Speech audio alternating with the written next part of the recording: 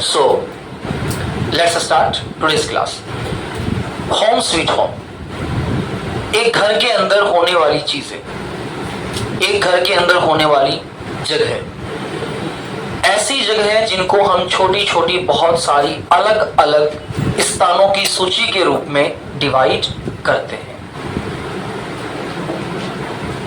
घर के अंदर रहने के अनुसार कई सारी जगहों को डिवाइड किया जाता है और उन जगहों को उनके नाम के हिसाब से जाना और पहचाना जाता है।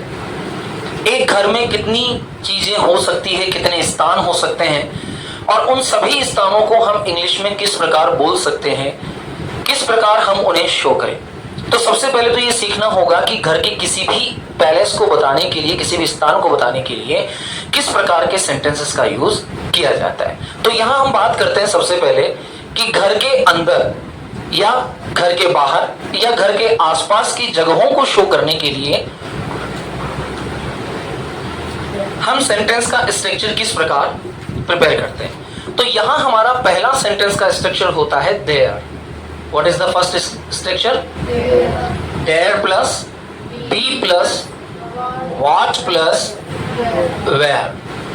अब मेरे घर में कितनी चीजें हो सकती है, कौन कौन सी चीजें हो सकती है और उन चीजों को किस प्रकार मैं एक्सप्लेन कर सकता हूं, ये मुझे देखना है। अब मेरे घर में कितनी चीजें हो सकती है, सोच के देखना। नंबर 1, मुख्य कमरा। क्या हो सकता है? मुख्य कमरा। दूसरा हो सकता है भोजन कक्ष, भोजन कक्ष। तीसरा हो सकता है रसोई। नंबर 4 पे हो सकता है शयन कक्ष। नंबर 5 पे हो सकता है बरामदा। नंबर 6 पे हो सकता है अध्ययन कक्ष। नंबर 7 पे हो सकता है पानी का टैंक।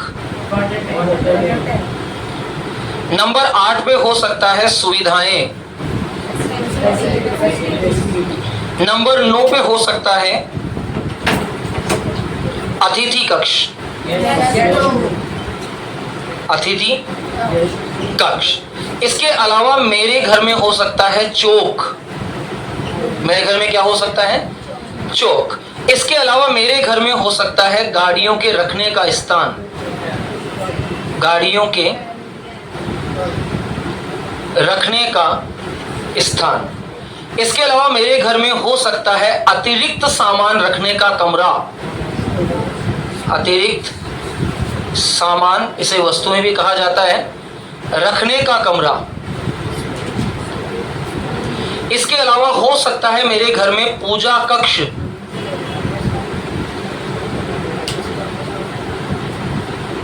क्या हो सकता है? पूजा कक्ष। इसके अलावा मेरे घर में हो सकता है छोटा बगीचा। इसके अलावा मेरे घर में हो सकती है बालकनी। इसके अलावा मेरे घर में हो सकती है छत। इसके अलावा हो सकती है बाहर की छत। इसके अलावा मेरे घर में हो सकती है दीवारें। ये लगभग मुख्य एक घर के पार्ट्स होते हैं, यही होता है ना। इसके अलावा 1-2 पार्ट हम अतिरिक्त बना सकते हैं, जैसे कमरे 2 हो सकते हैं, किचन 2 हो सकते हैं, सुविधाएं जिनको हम लेट बात के नाम से जानते हैं, ये 1 अथवा 2 हो सकती है। अब यहां मेरा प्रश्न है कि मैं मुख्य कमरे को इंग्लिश में क्या कहूंगा? व्हाट आई कैन स्पीक मुख्य कमरा इन इंग्लिश। मैं मुख्य कमरे को यहां कहूंगा मैन हॉल। Speak out. अब मुझे घर की किसी भी स्थान को अगर दर्शाना है तो मुझे मैन जो सेंटेंस का स्ट्रक्चर होगा वो प्रिपेयर करना होगा there plus B plus what plus where से। अब ये there plus B plus what plus where क्या होता है ये जानते हैं पहले। जैसे मैंने कहा मेरे घर में एक मुख्य कमरा है। अब सबसे पहले यहां प्रश्न बनता है क्या है? एक मुख्य कमरा कहां है? मेरे घर में। अंत में क्या आ रहा है? हम सभी जानते हैं है जो होता है वो प्रेजेंट टेंस को शो करता है, और प्रेजेंट टेंस को शो करने के कारण इसमें हेल्पिंग वर्ब के रूप में हम इज, एम, आर, तीन में से किसी भी एक हेल्पिंग वर्ब का यूज यहां करते हैं। अब यहां मैं चाहता हूं कि मैं यहां किस सहायक क्रिया का प्रयोग करूं, तो मेरे पास आंसर आता है कि कमरा कितना है, एक, तो मेरे पास हेल्पिंग वर्ब क्या हो जाएगी, इसी इज को बी का पार्टीशन कहा जाता है। ये जो इज है इसी को हम क्या कहते हैं, बी का पार्टीशन। बी के पार्टीशन 5 रूप में किए जाते हैं, इज, एम, आर, 3 प्रेजेंट की सहायक क्रिया होती है, और वास, वर, ये दोनों पास्ट की सहायक क्रियाएं यहां होती है। यहां तक का सबको समझ में आ रहा है, क्लियर हो रहा है। अब मेरा आंसर होना चाहिए कि मेरे घर में एक मुख्य कमरा है, तो सबसे पहले क्या लिखूंगा मैं, देयर। अब कमरा एज एक है तो is, a main hall in my home या हाउस, दोनों में से कोई भी बोला जा सकता है। ऐसा नहीं है कि हम होम ही बोले हाउस ही बोले। कई विद्वान लोग ये भी कहते हैं कि होम मतलब अंदर का और हाउस मतलब बाहर का। होम मतलब जहां लोग रहते हैं, हाउस मतलब जो केवल एक बिल्डिंग है। तो हम किसी भी प्रकार से बोल सकते हैं। कुल मिलाकर हमें आशियाना, घर, आश्रय स्थल जहां रहते हैं उसके बारे में जानकारी देनी है। अब यहां मेरा वाक्य बन गया, there is a main hall in my house या होम। अगर मुझे कहना है कि मेरे पास एक मुख्य कमरा है, तो यहां मैं देयर से वाक्य नहीं बनाऊंगा, यहां मैं लिखूंगा I have a main hall in my home. दोनों ही वाक्यों के प्रकार एक जैसे हैं। जो देर वाला वाक्य है, इस वाक्य को बोलते समय हमें अधिक सुविधा होती है। जब हम देर से वाक्य बोलते हैं तो हमें अधिक सुविधा होती है।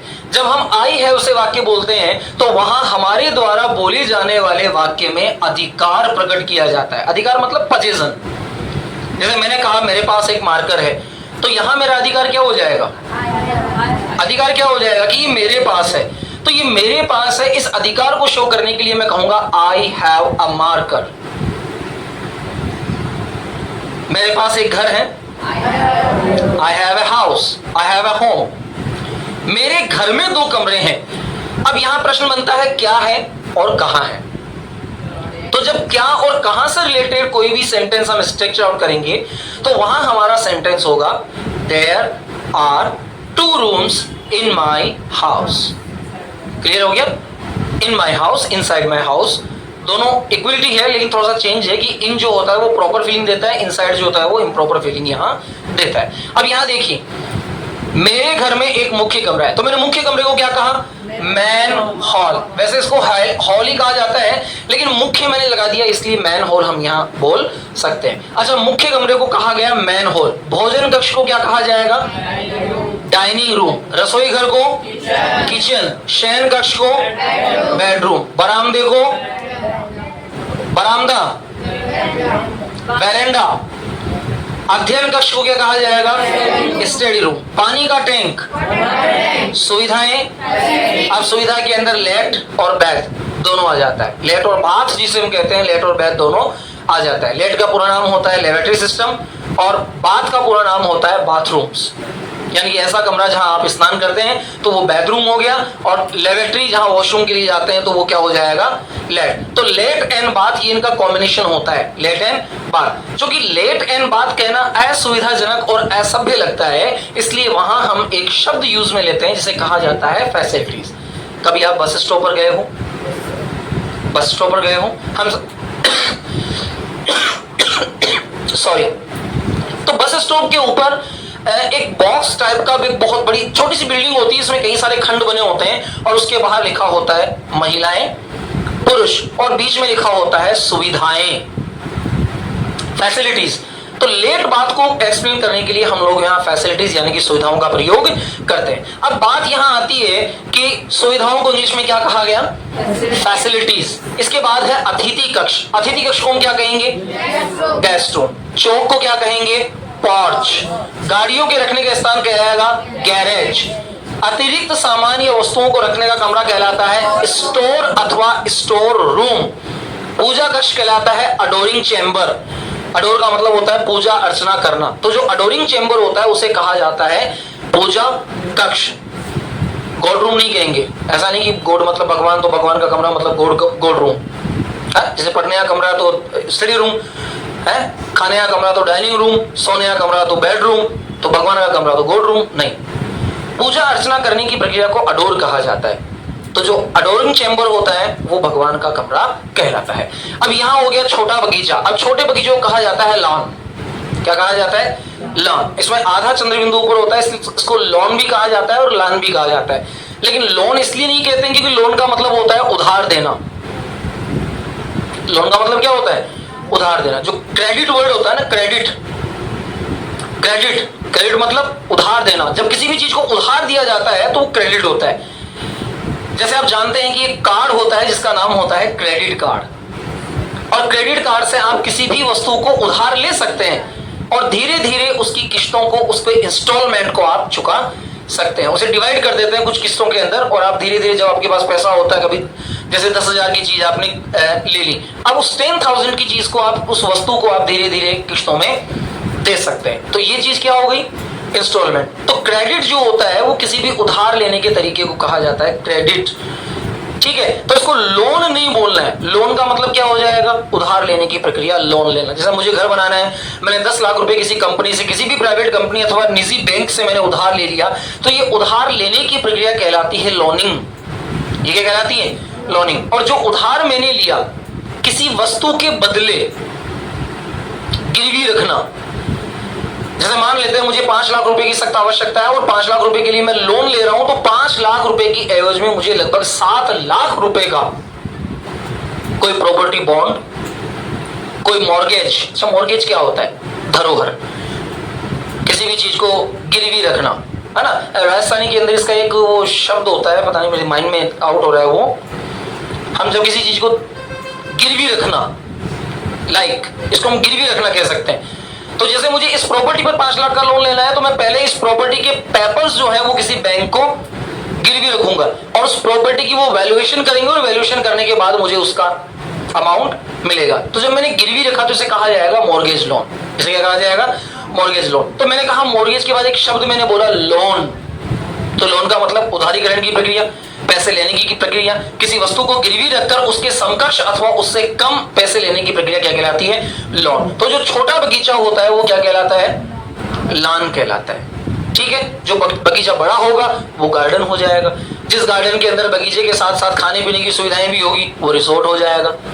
वो क्या हो जाएगा? वो रिसोर्ट हो जाएगा।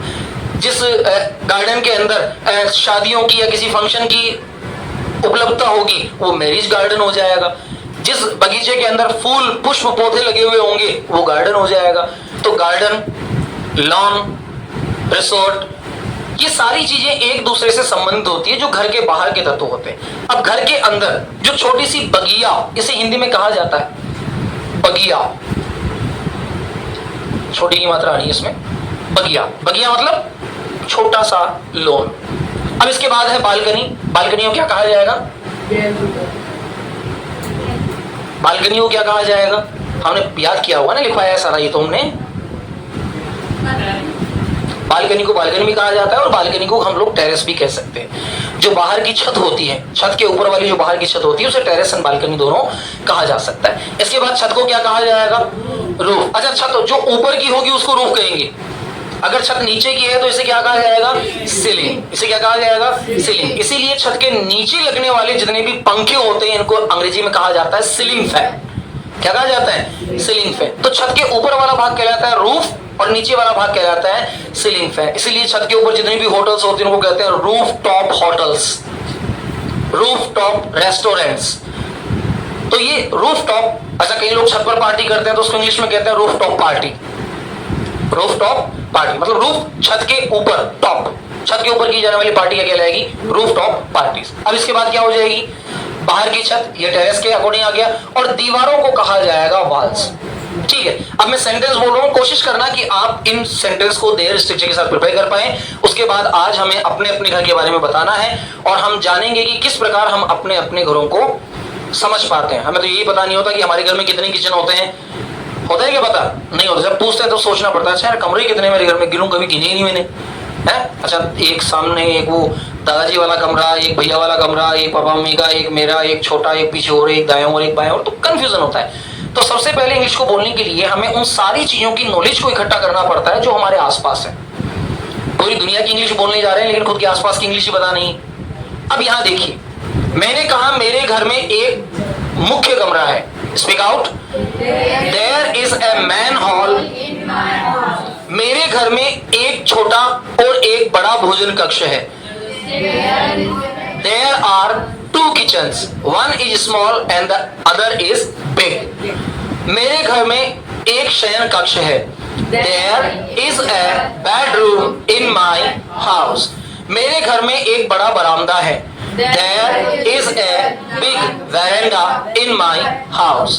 मेरे घर में एक छोटा सा अध्ययन कक्ष भी है। There is also a small study room. मेरे घर में एक बड़ा पानी का टैंक है। There is a big water tank in my house. मेरे घर में सुविधाएं हैं। There are facilities in my house. मेरे घर में एक अतिथि कक्ष है। There is a guest room in my house. मेरे घर में एक चौक है। There is a porch in my house. मेरे घर में गाड़ियों के रखने का एक स्थान भी है। There is a garage. अब ये गैरेज इनसाइड थोड़ी होता है, आउटसाइड होता है। गैरेज कहाँ होता है? आउटसाइड होता है। तो मैं क्या कहूंगा? There is a garage outside of my house. अब इसके बाद क्या आ गया? अतिरिक्त सामान रखने का कमरा। तो मैं कहूंगा हमारे घर में छत पर एक अतिरिक्त सामान रखने का कमरा है। There is a store room on the roof. On the roof. मेरे घर में एक तहखाना भी है। देखो, घर का एक अंग होता है तहखाना। तहखाना जानते हो ना? तहखाने को इंग्लिश में कहा जाता है बेसमेंट, अंडरग्राउंड सेल, तहखाना। ठीक है। और एक होता है मंजिल, एक मंजिल, दो मंजिल, तीन मंजिल, चार मंजिल। तो जो नीचे वाला होता है वो कहलाता है ग्राउंड फ्लोर। उसके बाद first storey, second storey, third storey, fourth storey है। First floor, second floor, third floor. Floor मतलब आंगन। तो जो ग्राउंड फ्लोर मतलब नीचे का आंगन, फर्स्ट फ्लोर मतलब पहली मंजिल का आंगन, उसके बाद दूसरी मंजिल, तीसरी मंजिल, इस तरह से गिने जाते हैं। तो यहां मैंने कहा कि मेरे घर की छत पर एक अतिरिक्त सामान रखने का कमरा है। There is a store room on my या at my roof. इसके बाद है पूजा कक्ष। मेरे घर में एक पूजा कक्ष भी है। There is a adoring chamber in my house. मेरे घर के बाहर एक छोटा बगीचा है। There is a small lawn outside of my house. मेरे घर में एक बालकनी है। There is a balcony at my home. मेरे घर पर एक बड़ी छत है। There is a big roof on my house. घर के ऊपर होती है छत, in my house, अंदर नहीं होती। अंदर तो सीलिंग होगी, इसलिए बार बार समझा रहा हूं कि जो अंदर है वो सीलिंग इन है, जो बाहर है, ऊपर है, ऑन है, वो रूफ है। इसके बाद लिखिए दीवारें। मेरे घर की दीवारें पत्थर की बनी हुई है।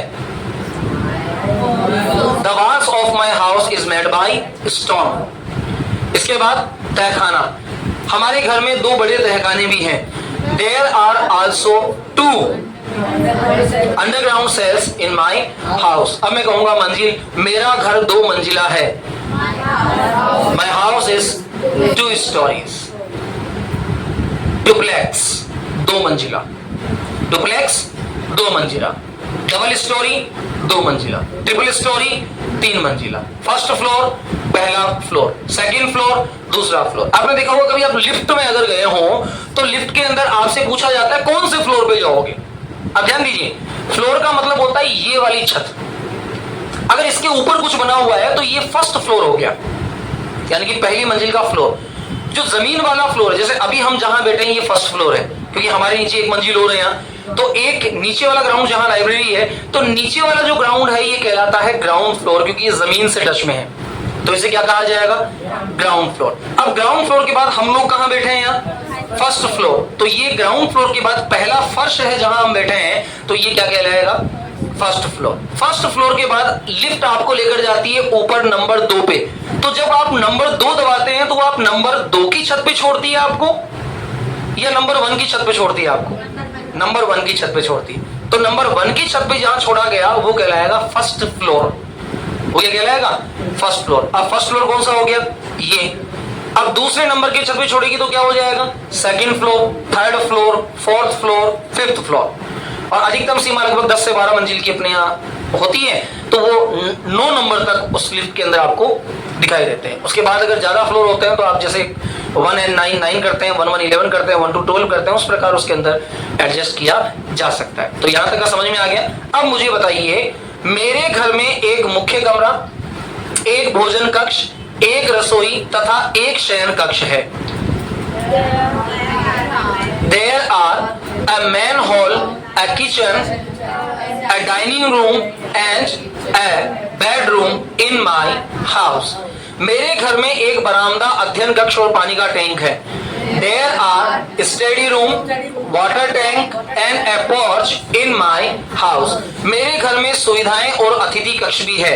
There are facilities and guest room also in my house. मेरे घर में एक बड़ा चौक है। There is a big porch in my house. मेरे घर में गाड़ियां रखने का स्थान भी है। There is also a garage outside of my house. मेरे घर में अतिरिक्त सामान रखने का एक बड़ा कमरा है। There is a big room, big store room in my house. समझ में आ गया यहाँ तक का? ठीक है। अब जो मैं बोल रहा हूं उन्हें आप मुझे बोल के दिखाएंगे, उसके बाद हम वोकैब पावर के सेक्शन की ओर वापस आगे बढ़ेंगे। कुछ हिंदी सेंटेंसेस में बोल रहा हूं, इन सेंटेंसेस को आप इन शब्दों को बताइएगा। स्नान गृह, बेडरूम, सोने का कमरा, बेडरूम, शौचालय, फैसिलिटीज, रसोई घर, सीढ़ियां, भोजन गृह, डाइनिंग रूम, गलियारा, मुख्य कमरा, बड़ा बगीचा, गार्डन, छोटा बगीचा, लॉन, पढ़ने का कमरा, पुस्तकालय, दीवारें, जमीन का खाली टुकड़ा, वेरी गुड, दरवाजा, पानी की टंकी, फव्वारा, गाड़ियां रखने का स्थान, गैरेज, चौकीदार, वॉचमैन, छत, स्नान कुंड, बाथ टब। मैं तीसरी मंजिल पर रहता हूं। I live on the third floor. यह मेरा घर है। This is my house. अब अगर आपको हाउस और होम दोनों बोलने में दिक्कत आ रही है तो मैंने बताया था कि आप अपार्टमेंट वर्ड का यूज यहां कर सकते हैं, तो आप ये भी कह सकते हैं दिस इज माई अपार्टमेंट। मेरे घर में 2 कमरे, एक हॉल और एक किचन है। There are 2 rooms, 1 kitchen, 1 hall. मेरे घर में 2 सुविधाएं हैं।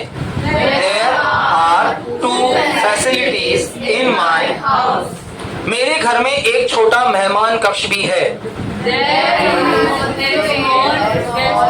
There is also a small guest room.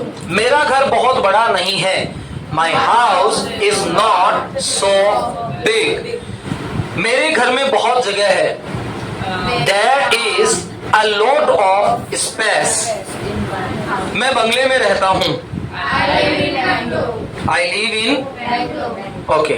मेरे घर के बाहर सीढ़ियां हैं। There are stairs. Steps, सीढ़ियां। There is stair outside of my house. Stair का मतलब ही सीढ़ियों की श्रेणी होती है। अगला वाक्य बोलिए। रसोई मेरे कमरे के बाईं ओर है। The kitchen is left side of my room. दोबारा बोलिए। मेरा अध्ययन कक्ष रसोई के दाईं ओर है। My study room is right side of the kitchen. सुविधाओं के बाईं ओर गलियारा है। सुविधाएं। There is a passage. बाईं ओर, left side of the facilities. Left side of the facilities. अगला है, हमारे घर में 3 शयन कक्ष हैं। There are 3 bedrooms in our house. हर कमरे में एक स्नान गृह है। Each room has a bedroom. अब हर कमरे के पास है ना, हर कमरे में है, तो यहां हम हैज हैव का यूज कर सकते हैं। अगला वाक्य है स्नान गृह में एक बड़ा टब है। There is a large tub in each bedroom. Very good. नहाने के कमरे में फव्वारा है। There is a fountain in bedroom. Next sentence है, अब इसके अंदर मैं बात कर रहा हूं कि किस किस जगह कौन कौन सी चीजें हो सकती है। तो नंबर 1 कॉपी ओपन कर लीजिए और नंबर 1 लिखिए। The heading is room objects. Room objects. एक कमरे के अंदर कितनी सारी चीजें हो सकती है, किन किन चीजों का नाम हम बुला सकते हैं, पुकार सकते हैं, और किन चीजों को इंग्लिश में क्या कहा जाता है, ये हमें लिखना है। और इसका पार्ट होगा रूम ऑब्जेक्ट्स। नंबर 1 लिखिए लाइब्रेरी। एक लाइब्रेरी के अंदर कितनी चीजें हो सकती है?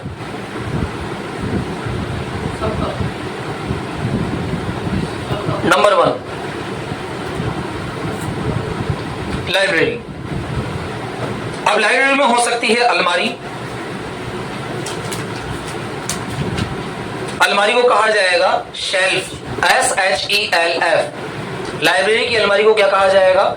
Shelf, SHELF, shelf. लाइब्रेरी में हो सकती है तस्वीरें। तस्वीरों को कहा जाएगा पिक्चर्स, PICTURE, पिक्चर्स। लाइब्रेरी में हो सकते हैं पर्दे। पर्दों को कहा जाएगा कर्टन्स, CURTAINS। इन सारे शब्दों को ध्यानपूर्वक सुने और याद करें ताकि इन शब्दों के साथ आप वाक्यों का निर्माण कर सकें। लाइब्रेरी में हो सकती है किताबें। किताबें, बुक्स। लाइब्रेरी में हो सकती है टेबल। टेबल यानी कि मेज। टेबल यानी कि मेज। लाइब्रेरी में हो सकती है कुर्सियां। कुर्सियां यानी कि चेयर्स, CHAIRS,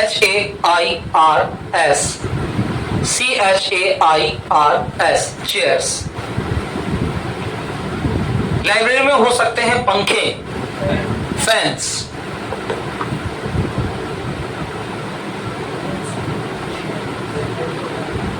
लाइब्रेरी में हो सकते हैं bulb,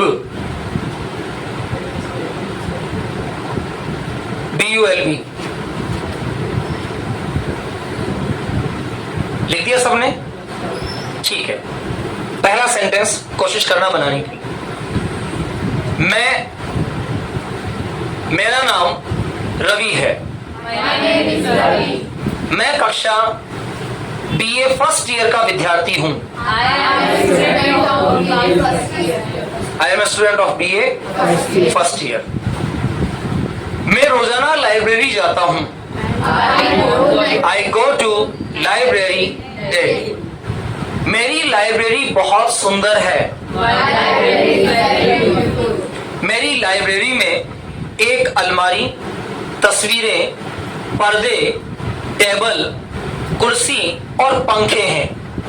There are shelf, pictures, curtains, books and tables in my library. मेरी लाइब्रेरी की कुर्सियां बहुत अच्छी स्थिति में हैं। The chairs of my library are very good condition. हमारी लाइब्रेरी बहुत शांत है या हमारी लाइब्रेरी का माहौल बहुत शांत है। The atmosphere of my library is very peaceful. अब peaceful का मतलब क्या हो गया? शांत है। समझ में आ गया? अब जब तक हमें ये पता नहीं होता कि शेल्फ क्या होती है, कर्टन्स क्या होते हैं, ड्रॉअर क्या होते हैं, टेबल क्या होती है, फैन क्या होते हैं, क्या हम कभी अपनी लाइब्रेरी को एक्सप्लेन कर पाते हैं? कभी नहीं कर पाएंगे। तो यहां मैंने कहा कि मेरी लाइब्रेरी बहुत अच्छी है। अब मैं इसको कैसे बनाऊंगा? तो मैं कहूंगा hello friends, I am Ravi and I am a student of the BA first year and I joined a library last Monday. You know that my library is very beautiful. There are shelf, curtains, books, tables, fan and all the necessary things which are useful for me in my library. अब कभी तो हमें बताना पड़ेगा ना कि तुम library में जा रहे हो तो कैसा होगा। तो होम स्वीट होम का मतलब होता है वे सारी बिल्डिंग्स के बारे में हम पढ़ेंगे जिन बिल्डिंग्स के अंदर कभी हमें जाना होता है, चाहे वो घर हो, चाहे वो मंदिर हो, चाहे वो हॉस्पिटल हो, चाहे वो लाइब्रेरी हो, चाहे वो स्कूल हो, या कोई भी ऐसी बिल्डिंग हो तो हम उस बिल्डिंग के बारे में पूरी तरह से एक्सप्लेन कर सके। यहां तक का क्लियर हो गया। नंबर 2 पे लिखिए बेडरूम यानी कि शयन कक्ष।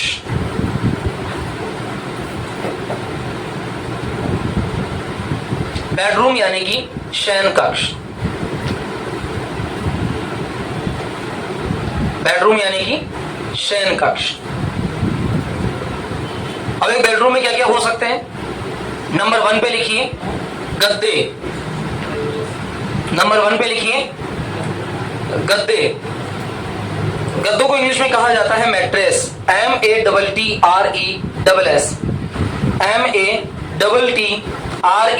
MATTRESS mattress. मैट्रेस यानी गद्दे।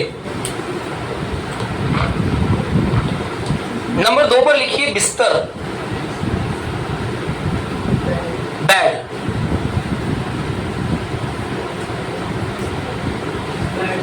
Bed BED bed. नंबर 3 पर, अब इसको मैं ठंडी हवा फेंकने का यंत्र ना करके एयर कंडीशनर ही बोल देता हूं, air conditioner. Air conditioner oblique fan oblique cooler, इन तीनों में से कोई भी एक सुविधा हमारे कमरे में हो सकती है जो शयन कक्ष होता है। एयर कंडीशनर, स्पेल लिखिए इसकी AIRCONDITIONER, air conditioner. Fan oblique cooler. Clear? Okay. इसके अलावा हो सकती है कपड़े रखने की अलमारी। कपड़े रखने की अलमारी, कपबोर्ड।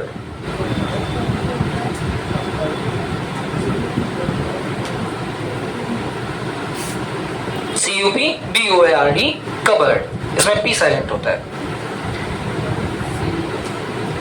इसके अलावा हो सकती है खुली अलमारी, वार्डरोब्स। खुली अलमारी, wardrobes, WARDROBES wardrobes, WARDROBES wardrobes.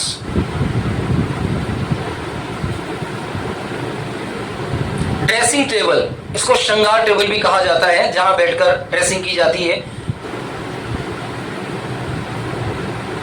Dressing table, dressing table को ड्रेसिंग टेबल के नाम से जानो, हिंदी बताऊंगा तो उलझ जाओगे। Dressing table DRESSING, dressing table, जहां आप ड्रेसिंग सेंस को देखते हैं कि आपने जो कपड़े पहने हैं वो आप पर अच्छे लग रहे हैं या नहीं लग रहे हैं, तो जहां ड्रेसिंग सेंस क्लियर होता है वो ड्रेसिंग टेबल कहलाती है। जहां स्नान के बाद आप तैयार होते हैं, गेट रेडी होते हैं, अपने आप को मैक रेडी करते हैं, वो ड्रेसिंग टेबल कहलाती है। इसके अलावा लिखिए आप साइड टेबल। बेडरूम के अंदर एक साइड टेबल का होना जरूरी होता है। कभी कभार चाय पीने का, कॉफी पीने का मन कर गया तो हम उस टेबल के ऊपर चाय कॉफी रख सकते हैं, तो इसको कहा जाता है अतिरिक्त टेबल, और इंग्लिश में कहा जाता है side table. Side table, SIDETABLE, side table. इसके अलावा हो सकती है कुर्सी। कुर्सी को लिखिए chair.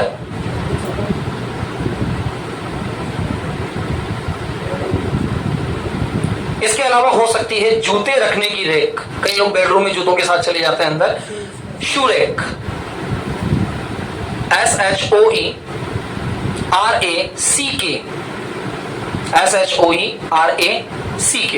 Shoe rake.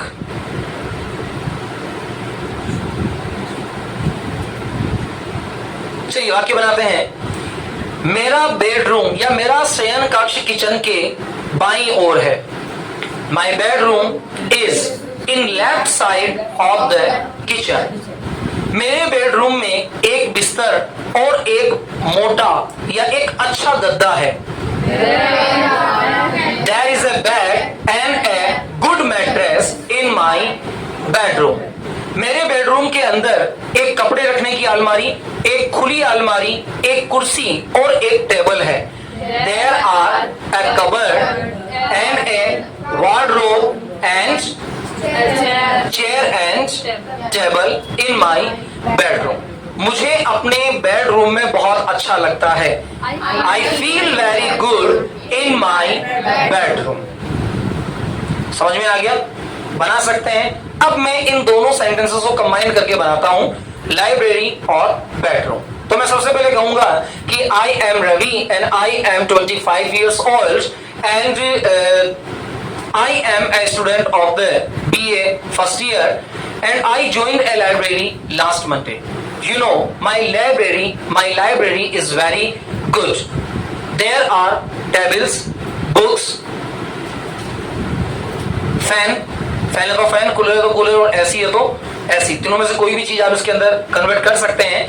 And it is very peaceful. I live in Krishna Nagar and in my house there is a bedroom which is mine. My bedroom is very good. There is a bed, good quality mattress, a chair, a table, curtains, fan etcetera are in my bedroom. Clear हो गया? Number 3 पे आ जाइए. खाने का कमरा, dining room. DINNING. आज का हमारा होमवर्क, ध्यान रखिएगा, आज का हमारा होमवर्क रहेगा, हमें लाइब्रेरी,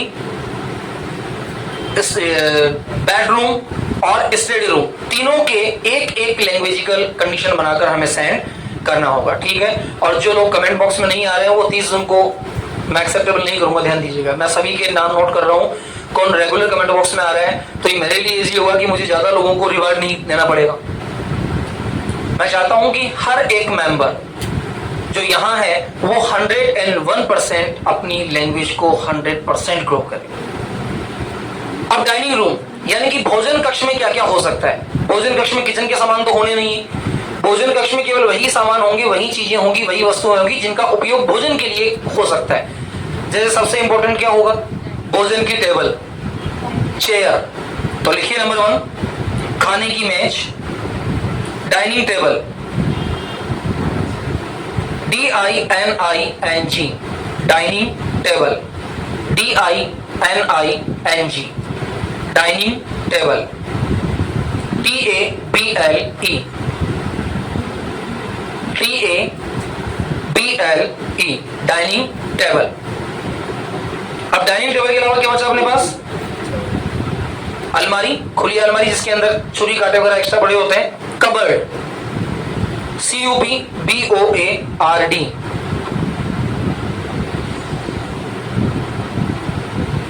कबर्ड. इसके अलावा क्या हो सकती है? कुर्सियां, चेयर्स, CHAIRS, चेयर्स. इसके अलावा एनी एक्स्ट्रा थिंग जो एक डाइनिंग रूम में हो सकता है? कर्टन्स, पर्दे,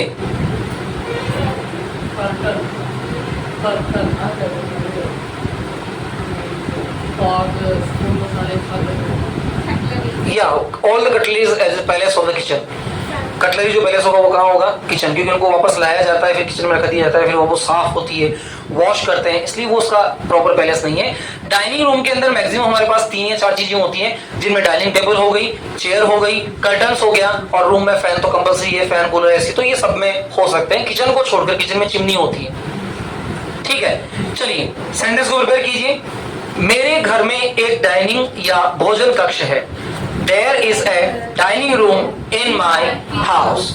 डाइनिंग रूम में एक भोजन की टेबल, 8 कुर्सियां और सुंदर पर्दे हैं.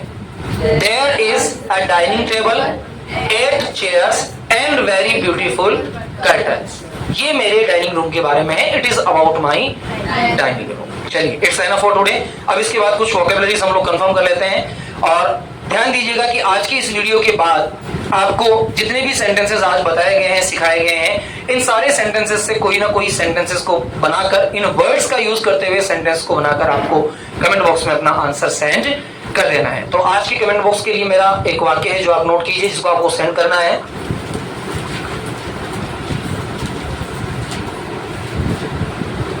हमारे घर में एक भोजन कक्ष है.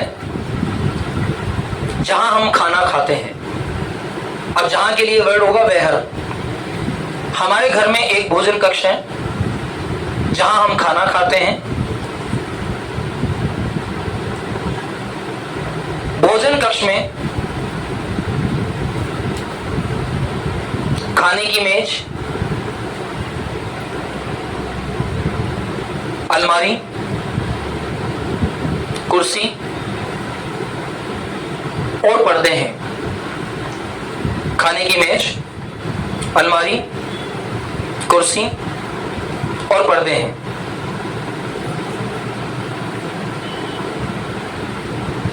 किचन भी कर ले क्या? चलिए, इट्स इनफ फॉर टुडे।